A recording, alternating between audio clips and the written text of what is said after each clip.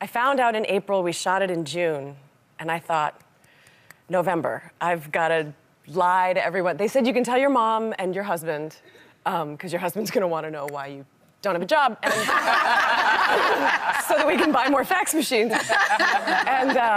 And you know, your mom's going to need to know before she watches the show. And you know, a lot of my friends are fans of the show, so they didn't want to know. Yeah.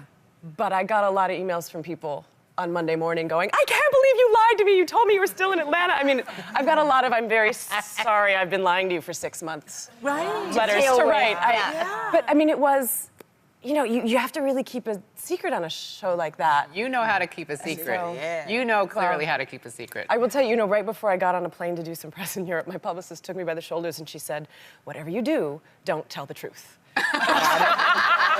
Okay. Classic Hollywood publicist. Fair enough. Sorry. It was really good advice, but it was the kind of thing you think, when you're in kindergarten, don't they say whatever you do, don't lie? Like, it's a different set of rules.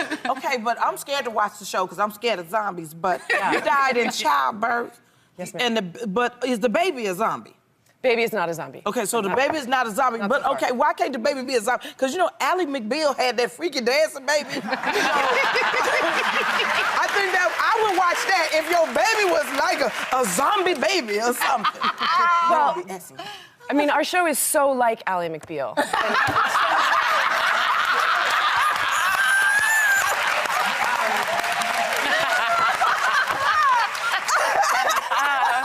I will tell you.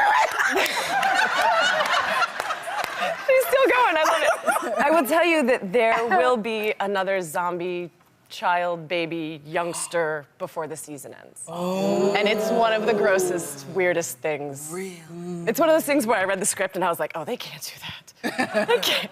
Oh, I can't wait. They did it. Yeah, they did it. Now, I heard that you started the tradition of death dinners for people who are kicked off the show. How did that start, and is that fun?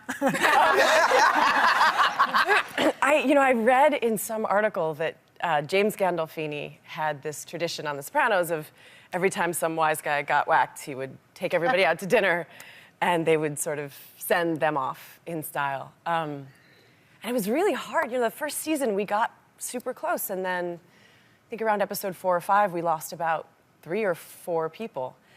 And so I thought, well, we'll have a death dinner. And I started, you know, inviting everybody, and it was just actors, and then the crew heard about it, so we'd have dinner with the actors, and we'd meet the crew afterwards for drinks. And it was a great way just for everyone to kind of have a chance to say what they want to say when you're not on set and the chaos and everything.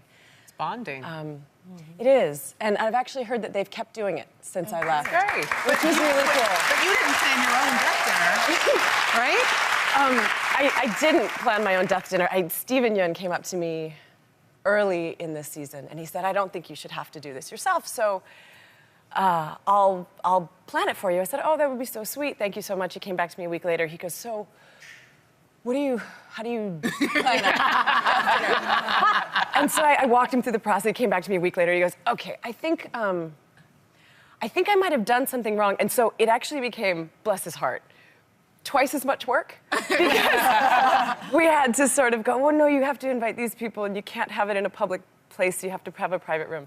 But he has since become perfect at doing them, and he's an expert. carried on the tradition. Yeah.